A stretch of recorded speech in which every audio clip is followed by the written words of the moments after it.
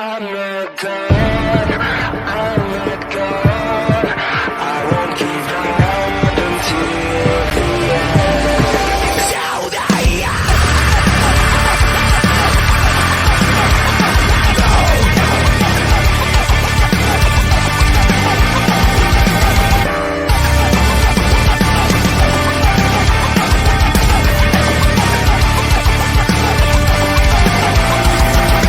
So it's like a shadow next to me, like a voice inside my head. It's like a fight that I cannot win. I'm falling. Frustrated, intoxicated, I know I'm losing myself. I can't take it anymore. But I'm not done. I'm not done. I won't give up until the end. But I won't fall, I'll stand awake. So no, it's not over, even if I'm closer to the edge.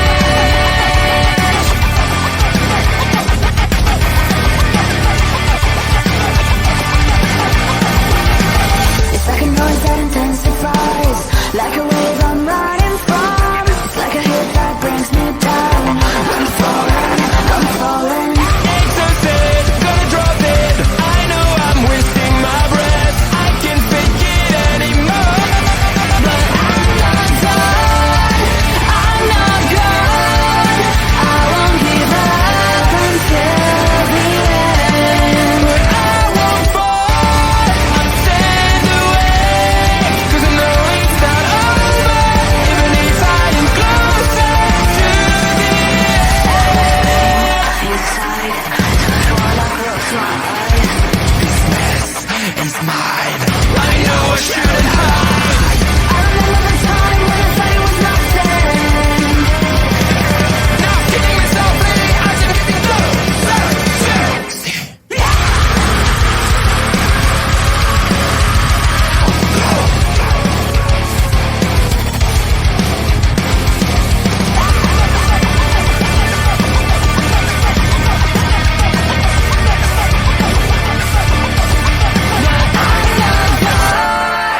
I'm not gone. I won't give up until the end. But I won't fall. I'll stand away. 'Cause I know it's not over. Even if I am closer to the edge.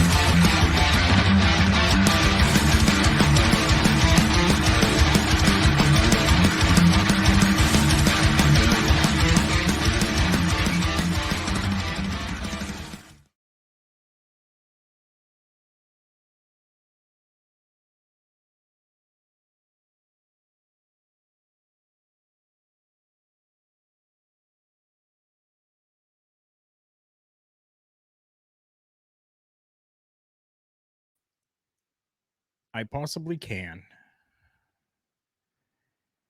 to try to come up with something. So we're going to talk a little bit about Money in the Bank because it was the premier live event that came and went and was actually pretty entertaining for a WWE show. I was quite happy with it. I did watch it. I watched it in its entirety, so I'm happy about it. This show lived up to non-expectations, I guess you could maybe say. Lots of people had doubts about this show, considering it's a WWE premier live event or a pay-per-view, however you want to say, whatever you want to call it. I don't care. Call it whatever you want. But people believed that the only good matchup on this show was going to be the very first matchup that happened on this premier live event. And to be honest with you, I thought the exact same thing. I thought for sure that the women's ladder match was going to be the only exciting thing on this show, because finally we are going to get to see women Money in the Bank once again. It's always a good time when you can have multiple female superstars inside of that ring to showcase what they can do. And I think that they delivered. They definitely delivered in this matchup. So we had Raquel Rodriguez taking on Shotzi, taking on Liv Morgan, Alexa Bliss, Asuka, Becky Lynch, and Lacey Evans. This matchup actually went longer, thankfully, than I had expected it to. It went 16 minutes and 35 seconds. The winner of this match gets a women's championship contract to cash in at any time they want within the period of 1 full year. Lots of people had believed, including me. I hit a button there and totally took myself off of the screen. Nobody wants to see this ugly mug anyways. It's all good. But I believed that Becky Lynch was going to be taking this. And I thought so because Becky Lynch is probably the biggest name that's inside of that matchup, as well as she was on the promotional poster for this show. Typically, that's what you would figure. Thankfully, it went a little bit differently, and we actually had Liv Morgan win the Money in the Bank contract. And I was super excited for this. I was very happy about it. I couldn't believe it. I was actually shocked that this happened, because I didn't believe that they were going to give it to Liv Morgan. Astrid, what are you doing watching my show right now? Astrid needs to be watching NXT Great American Bash right now, because at 10 p.m. tonight, right here on this channel of Love Wrestling CA on twitch.tv, you're going to be seeing Astrid and Ed as they go through and talk about this semi pay-per-view, I guess you could say. It would be a semi pay-per-view as it's being broadcast live out there for everyone to see, but it is the Great American Bash. Well, I appreciate that you can multitask, as Astrid says. I can multitask. I appreciate that you can do that. Thank you so much.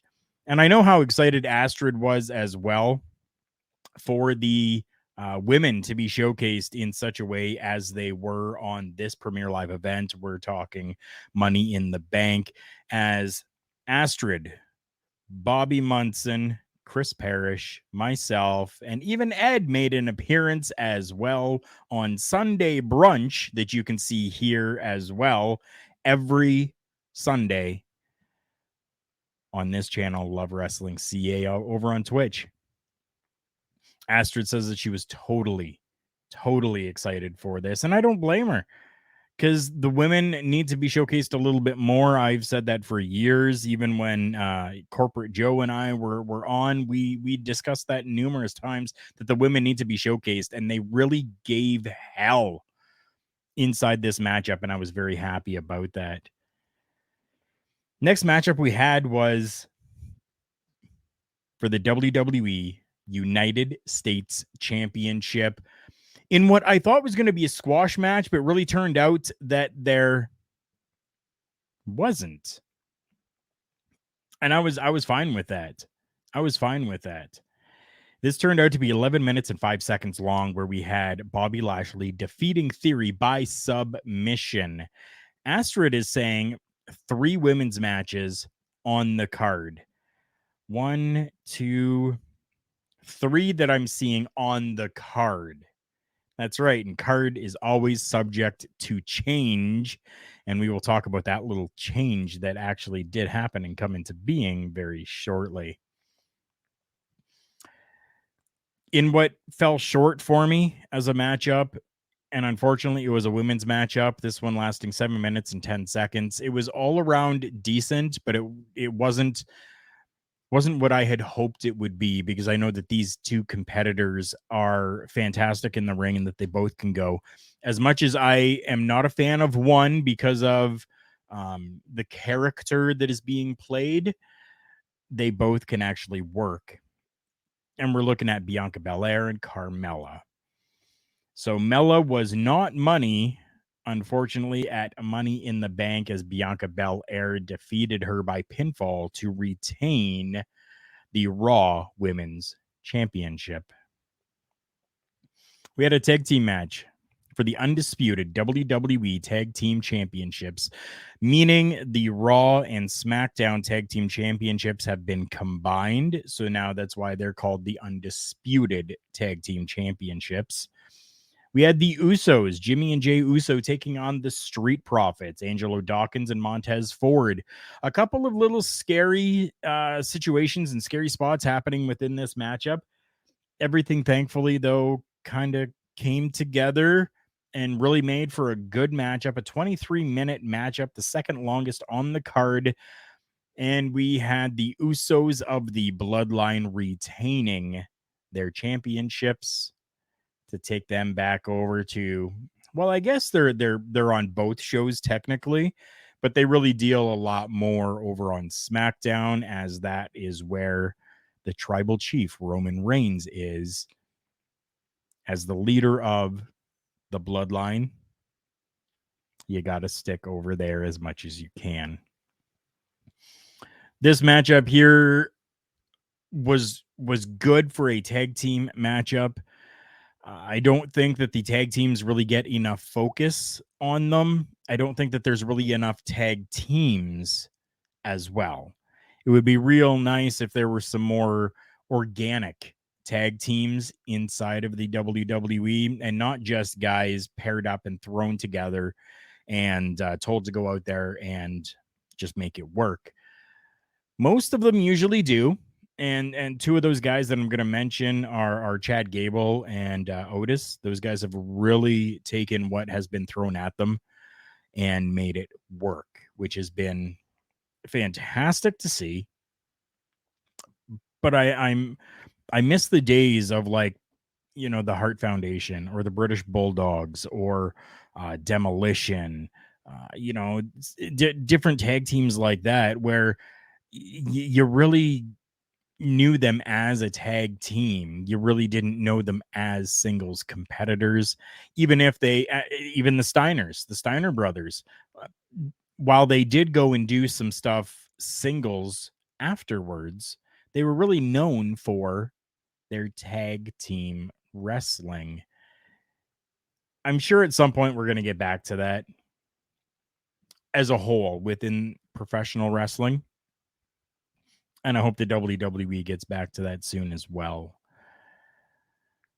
We had another women's matchup. This one here is the third women's, quote unquote, third women's matchup of the night.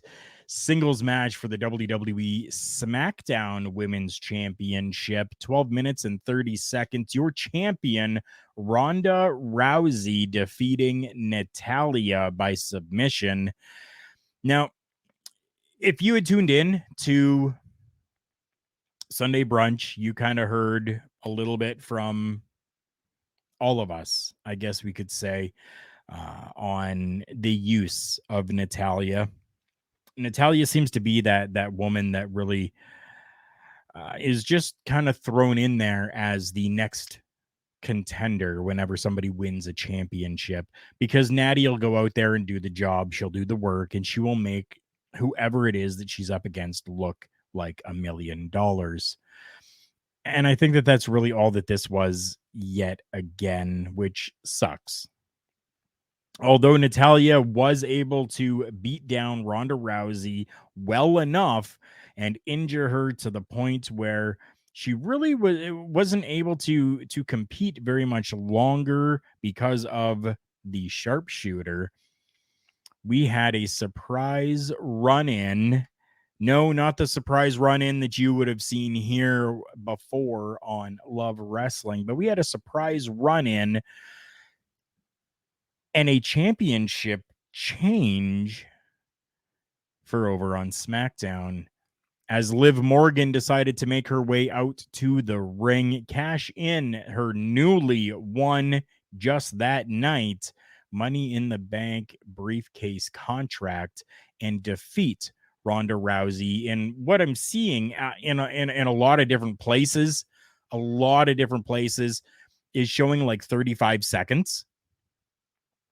I don't believe that it was 35 seconds. I'm pretty sure that it was a little bit longer than that. Liv Morgan defeating Ronda Rousey. And as Corporate Joe has come in here, he is saying Liv made Ronda look like a chump. Yeah. Well, I mean, great assist to Natalya for that, because really it was Natalya that did all of the work inside of this matchup to really have Liv Morgan come out there and just kind of pin her and win the matchup. Joe, good to see you. Thanks for coming in here.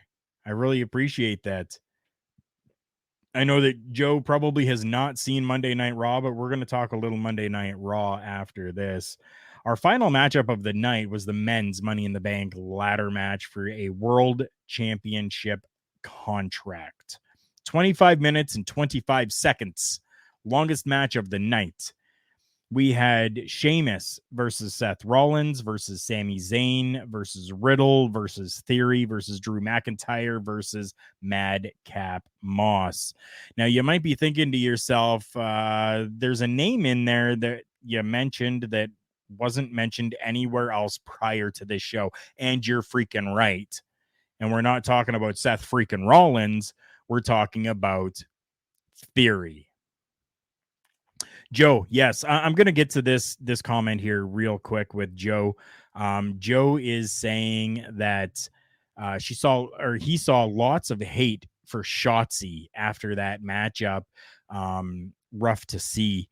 Yeah, you know what? It definitely is rough to see. Shotzi has actually gone out and addressed it as well. It's live professional wrestling. Shit happens. It sucks, but shit happens. And there's really not much that you can do about it, especially when things are live. Yeah, Astrid, this is even worse. Astrid coming in saying, I feel so bad. She actually deactivated her Twitter account because of the hatefulness that has come from the toxicity of upset professional wrestling fans. Professional wrestling is not supposed to be about hate. Professional wrestling is about an escape from reality to see larger than life superstars, whether that's in the WWE or any other freaking company in the world. It's an escape. What makes you so entitled to be able to spew your bullshit? For what? For what? I just don't get it. Joe says, yeah, she botched a lot, but she doesn't get to work that style enough. And they ask way too much from some of these girls or some of these women. And I agree with that, Joe. They definitely do at times. They definitely do ask a lot of these competitors. And they're asking them, okay, so now this is going to sound really bad on my part, and I'm not meaning for it to sound bad. What I'm meaning is there is a difference between women wrestlers and male wrestlers. Not in a bad way. They both can wrestle. They both can do the work, and everything is perfectly fine and good in that respect. But there's a difference between them.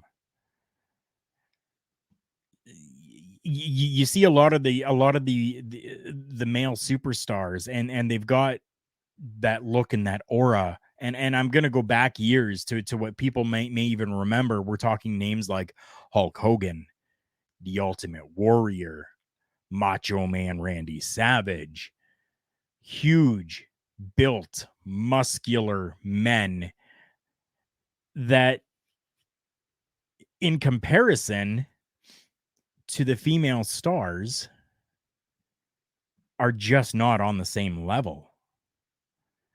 The female stars have their own look, their own styles, and their own greatness to them. When I think of a female professional wrestler, I'm thinking Trish Stratus, Lita, Molly Holly, Mickey James, Velvet Sky, Angelina Love. They are not these huge, muscular women, and not that they're petite and very like fragile and breakable either, because they sure as fucking are not. Pardon my language. I just broke my own rules here of using the F word. They're different. And to expect that the women are to do the same thing that the men are doing, I think is just unfair. Because you're only setting up for failure at that point. The women are able to showcase and shine in different ways than the men are. And I think that they need to build on that instead of continuing to try to have them do exactly the same thing as the men. Yeah, Joe says it here. He says they set these women up for failure by asking them to try and do stuff that they can't pull off safely. And I totally understand where you're coming from. I definitely do. It's a different breed, and I know that sounds very sexist, and it's not meant to be that way at all. I believe that the women, if they are capable of doing it, great, then let them do it. If they want to do it, let them do it, right? I mean, but to force them into doing things just for the sake of equality, I don't agree with. I hope that kind of clears up a little bit.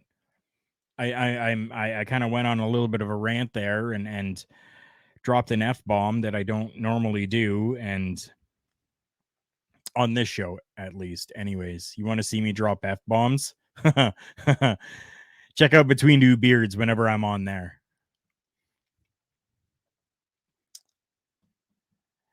Joe says, to those who want to send me hate mail, you know where to find me. LOL, but I stand by my opinion. Yeah, I mean, I will put it out there as well. Anybody wants to send me hate mail, go ahead. No skin off my back. I'm fine with it because we all have different opinions, and I can be respectful enough to listen to your opinion. Doesn't mean I have to respond to it. Doesn't mean I have to let it affect me. But I'm not the same caliber as a Shotzi. I'm not. So I can only imagine what Shotzi has gone through and what she is going through with the hate that she's been receiving. I doubt that any time in my career as a podcaster, journalist, broadcaster, whatever, that I will ever get that amount of notoriety to be given such hate. So again, I can only imagine what she must be going through. And honestly, my heart goes out to her because nobody deserves that. Honestly, how do we know that she's not dealing with something right now? beyond what we know, beyond what the dirt sheets tell you. We don't. Do you know if she's feeling well? Do you know if someone in her family is dying? Do you know if her best friend was just talked out of suicide by Shotzi? You don't know.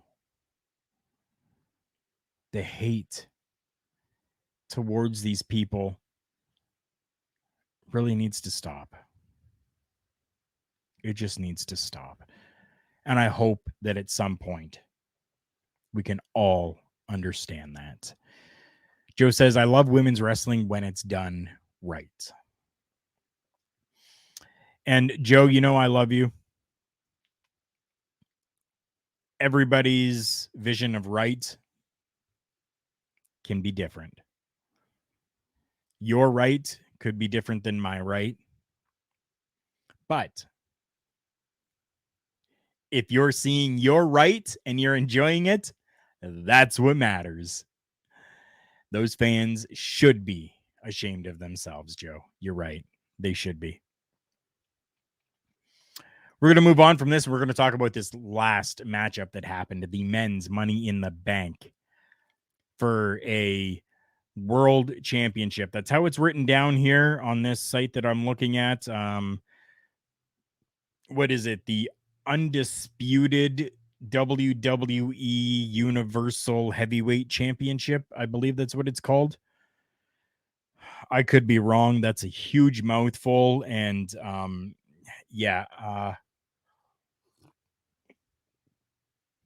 I just had a mouthful of my non-sponsored Dr. Pepper from my amazing Stone Cold Steve Austin mug that my 17-year-old got me for Father's Day. Thank you, Wyatt. Love you.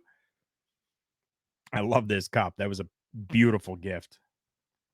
Men's Money in the Bank matchup. Theory was added to this matchup last minute, which some people really expected. They did. After he lost the match against Lashley and lost the United States Championship, many people felt that he was going to be added into this matchup because right now he's the poster boy. He's the next big thing. He's the chosen one. Unlike Drew McIntyre, he's the chosen one by Vincent Kennedy McMahon. And of course, they're going to continue to push him. A great Money in the Bank matchup for me until the end. I really wanted to see Riddle take this. I thought it was time for Riddle to take this and to kind of move on a little bit, at least for the time being, while Randy Orton is out and healing. But instead, we got the winner of the Money in the Bank ladder match for the men's side, Theory. That was a pen drop, not a mic drop. Okay, so the WWE is doing a very good job at making people hate Theory. I can be very impartial at times. Usually most of the time. Being somebody who's been in the business, has worked in the ring, has helped run promotions, has booked, has done commentary, has done writing. I've done a little bit. I've had my hand in a little bit of everything when it comes to professional wrestling. And generally I can sit there and go, yeah, I get the character. Awesome. I don't have to like it, but good worker. I do enjoy the work that I'm seeing. I can be very impartial about things, but at this point, I freaking hate Theory. The entire character. And I'm hoping that that's not how he is in real life. I really hope that that is not how he is in real life. I know that a lot of people, you get somebody like Chris Jericho, who, when you see Chris Jericho, that's pretty much Chris Jericho just amped up, turned up to 11, as the kids say, or used to say. I was kids. Yeah. I digress. So I hope that this isn't actually just real theory amped up to 11. Joe coming in saying Riddle is the perfect guy to run with as the face of the company. He's clearly over, and they should latch onto that. I agree with that, and that is one of the reasons why I thought that Riddle was going to win this, because I think that he is perfect to be able to be the face of the company for a little bit, for a time being. I think it's perfect. Unfortunately, we did not get that. Instead, we got Theory. And of course, we got Theory to close out the show, taking his cell phone, holding his cell phone up, taking those selfies with the briefcase to end out the show. We're not ending out this show just yet, but what we are going to do is listen to a few things from our sponsors. So we're going to be right back. Support for Turnbuckle Talk, as heard on Love Wrestling, is brought to you by Manscaped. Who is the best in men's below-the-waist grooming champions of the world? Manscaped. Manscaped offers precision-engineered tools for your family jewels. Manscaped just launched their 4th generation trimmer, the Lawnmower 4.0. You heard that right, the 4.0. Join over 4 million men worldwide who trust Manscaped with this exclusive offer for you. 20% off and free worldwide shipping with the code LOVEWRESTLING at manscaped.com.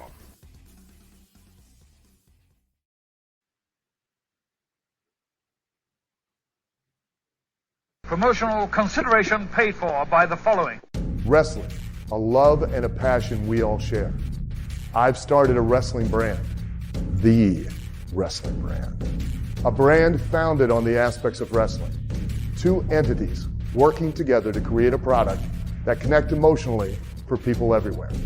Collar and Elbow is the brand. Passion and love for wrestling is the drive. I am Al Snow, and this is Collar and Elbow, the wrestling brand.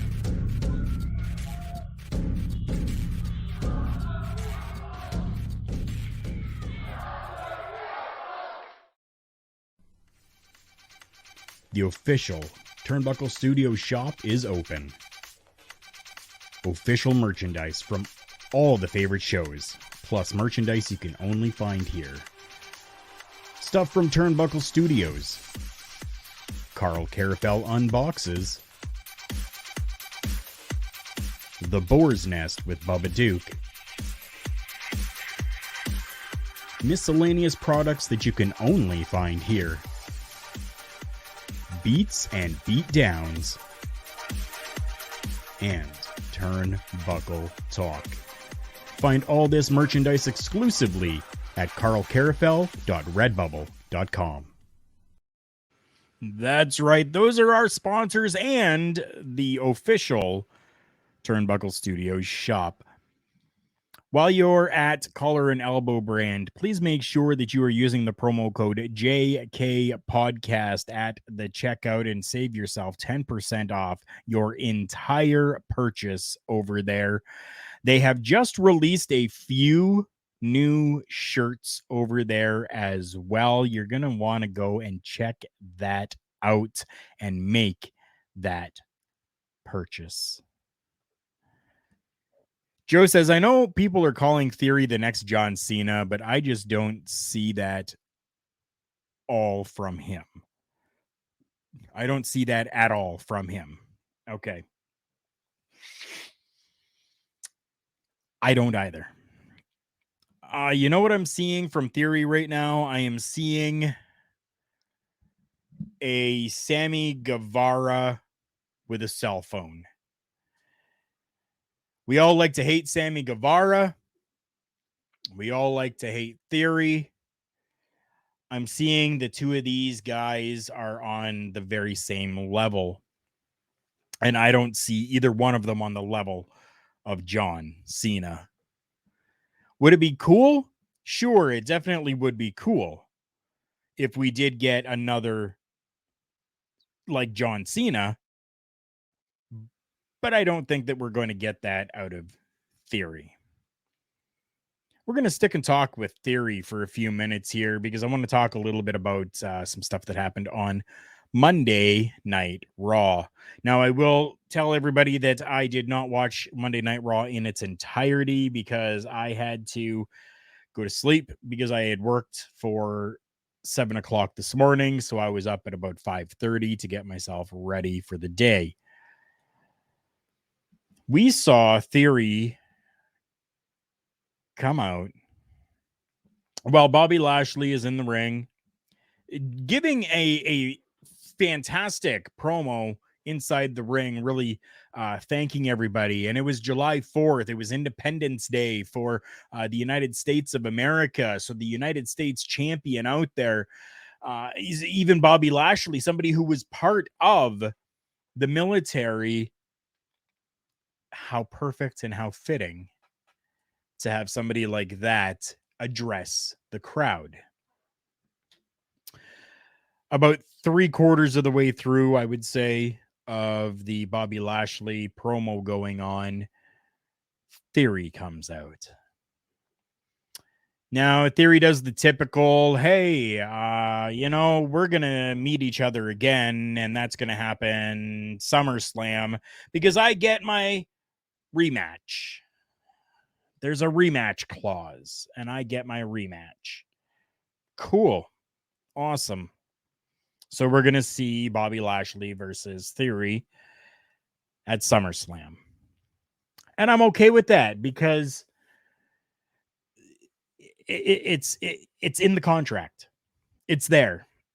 And it's something, even if it's not written in the contract anymore, okay, even if it's not written there, it's what everybody's used to, and that's what happens. There's a rematch. It always happens. But what I didn't like was what came out of his mouth next. So we've got him in the ring. He's talking about, hey, I'm going to have my rematch. It's going to be at SummerSlam. Then he talks about how he's going to win back his United States Championship. That's another thing that really irks me. I get the pride of having the championship, but it's not your championship. But I get it. I get why people say that. I get it. Because I used to say it too. I used to say my Canadian heavyweight championship or my, junior heavyweight championship. But it's not mine.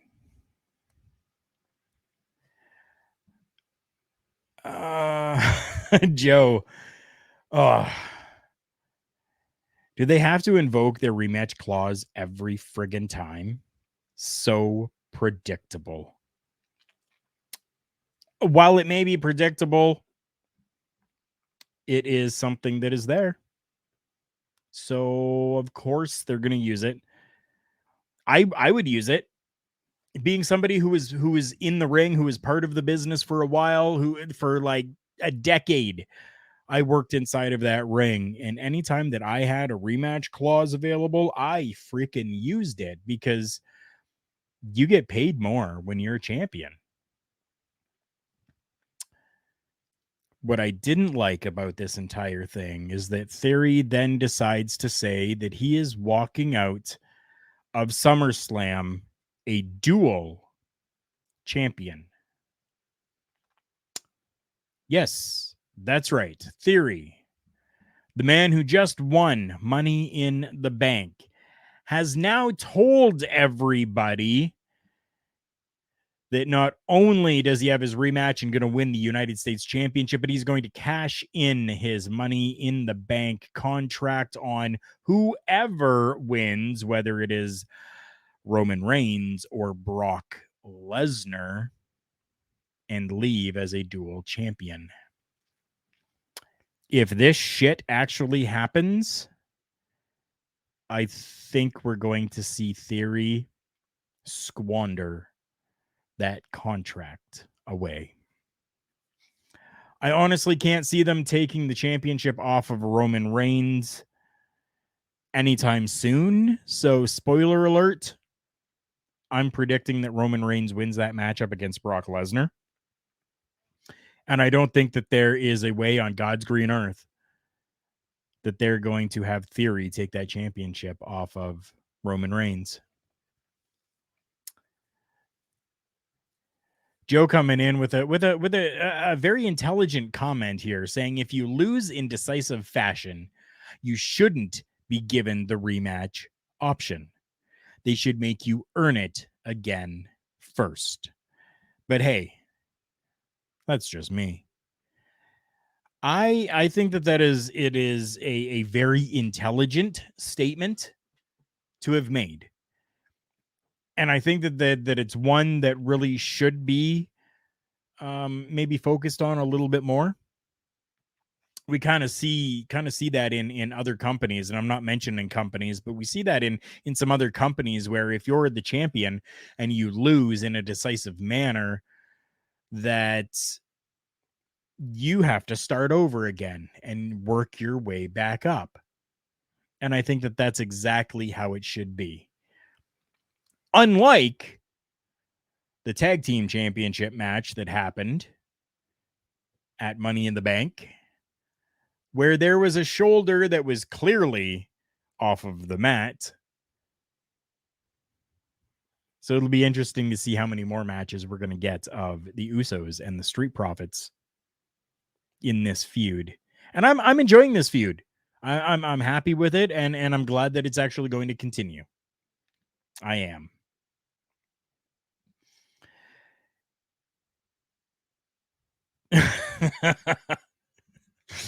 Joe says, after saying that, WWE just wished me the best in my future endeavors. LOL.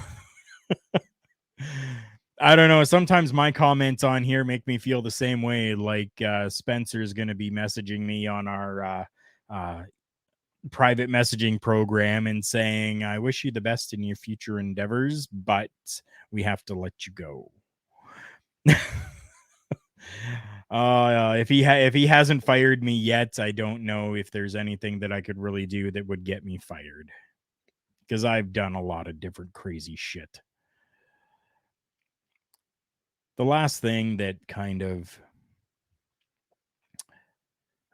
irks me a little bit about Monday Night Raw, and I get why they did it, and I understand, but I just think that it would have been better done on a different program. So we just had Liv Morgan cash in last night, or Saturday night. So 2 nights ago, Saturday night, cashed in, and she's now on Monday Night Raw with her SmackDown Championship, giving this amazing, heartfelt promo inside the ring.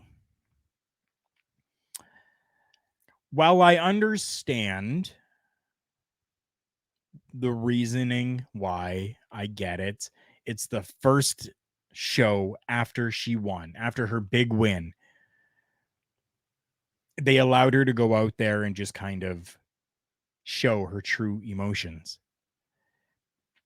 I think it should have been saved and better suited for SmackDown, as she is the SmackDown champion after all. A lost opportunity to have my excitement, at least, my excitement continue to build for what are the first words that Liv Morgan is going to have for all of us after her championship win. I was really hoping that it would have been on SmackDown, but it was not. I'm very happy for Liv Morgan. She has, just like Shawn Michaels, boyhood dream with Shawn Michaels.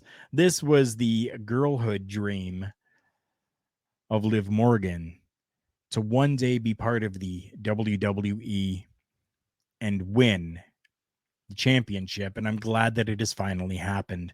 I have been pushing. If you follow me on my personal Twitter page at KCarafel, you will see that I have actually pushed numerous times for those cowards just to put the belt on Liv, and they finally have. I'm very excited to see what happens from here. I'm hoping that this has not just been a squandered opportunity to have the crowd excited, because the crowd damn sure was excited when Liv won Money in the Bank. When she came out and cashed in, the excitement was electric. I hope that's not copywritten by Michael Cole. I wish that they would have allowed her to hold on to it a little bit longer. It seems as though the women with the Money in the Bank contract, they seem to cash it in pretty quickly. I don't know the reasoning for that. I wish I did. But they had her cash it in right away. So now if you have her cash it in right away just for her to now lose the championship in 1, 2, or 3 weeks' time, then I think that you have squandered the entire women's Money in the Bank match itself. Because what was it even for then? It was for absolutely nothing. Because a 1 to 4 week run with the championship isn't enough. Now, do I feel that Liv Morgan is going to be a champion of longevity as of right now? No. But I can see Liv Morgan holding on to this championship for about 3 months, losing the championship, and then building back up again, taking another 4 or 5 months to then regain the championship and then hold it for a long period of time. If I were booking things, that's how I would do it. Because I know as a fan of Liv Morgan that if she holds this championship for 3 months, I will be super excited. And then if she all of a sudden loses it, I'm not going to be as upset as if she loses it immediately. Because she will have shown and proven to the masses, to the WWE universe, and to the heads of the conglomerate that she has what it takes to be that champion. Give us a little taste. It's like going into the ice cream shop where they've got 60 different flavors and they let you sample the top 5 that you were looking at taking home with you. Give me that 3 months with Liv Morgan to give me that taste of what they can do, of what she can do as a champion. And then let me think on it for a bit before I make my final decision of which flavor to take home. And right now, my flavor is Liv. And then allow me to take that home and have her as a champion for a year's time. Joe, I'm afraid of this as well. Joe says, I'm scared they have Ronda take it right back from her. I'm afraid of that as well, and I really hope that they don't. Not right away. Like I said, give me 3 months, and then I will be happy. As I said at the beginning of this program, I got nothing.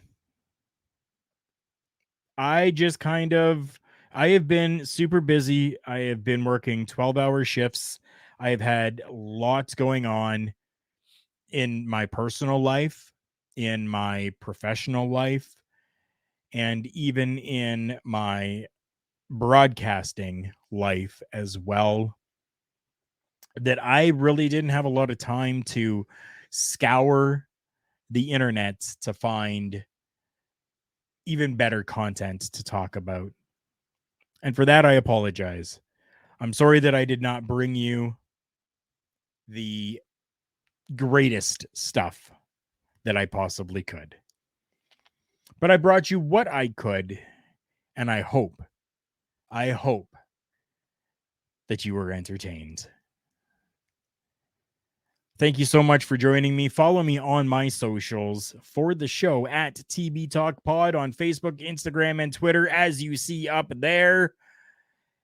Follow my personal Twitter account, as you see down there. K Carafel, at K Carafel is how you're going to follow me. And make sure that you're following everything having to do with Love Wrestling. The easiest way for you to do that is to go to lovewrestling.ca in your browser. And then you will be able to find up at the top all the links to the socials available over there. We have hit some great milestones and we continue to reach even bigger heights. So please make sure that you are going and subscribing to all of those, especially if you want to see some great professional wrestling happening from Edmonton, Alberta, Canada, with Love Pro Wrestling that is happening out there. You're not going to want to miss any of that. And especially all of the different shows that are on there as well. The YouTube channel has a ton of shows on there. One of the best out there has been Astrid Asks, where it's an interview program where my good friend Astrid interviews someone. And one of the best episodes that I have seen is the one of her interviewing Ella J. Go and make sure you check that one out, and let's help get Astrid up to 1,000 views on that. I think she's sitting just over 600 right now. Let's get her up to 1,000 over there. You heard the sponsors. Manscaped.com. Use that promo code Love Wrestling for 20% off plus free worldwide shipping. CollaranElbowBrand.com, founded by my good friend Al Snow. That's right, the professional wrestler Al Snow. Go and check out CollaranElbowBrand.com as well. I'm always wearing the hat. Use that promo code JK Podcast and get 10% off your entire purchase. And if you're looking for some sweet Turnbuckle Talk shirts and merchandise, check out carlcarafel.redbubble. What is it now? Redbubble. Oh my goodness. You guys heard it earlier. My word, what is it here? The official Turnbuckle Studio shop is open. Official merchandise from all the favorite shows, plus merchandise you can only find here. Stuff from Turnbuckle Studios. Carl Carafel unboxes. The Boar's Nest with Bubba Duke. Miscellaneous products that you can only find here. Beats and beatdowns. And Turnbuckle Talk. Find all this merchandise exclusively at carlcarafel.redbubble.com. And there you go, carlcarafel.redbubble.com. I can't believe that I completely forgot that, but it has been a shit show of a week. Thank you again so much for joining me, whether you joined me live and interacted with me on this program, or if you were listening back to this or watching this back at a later date. Thank you so much. Be sure to leave your comments anywhere that you are seeing this or listening to this as well. They're always appreciated. Thank you so much. Remember, everybody, this world's a scary place. Just take care of each other.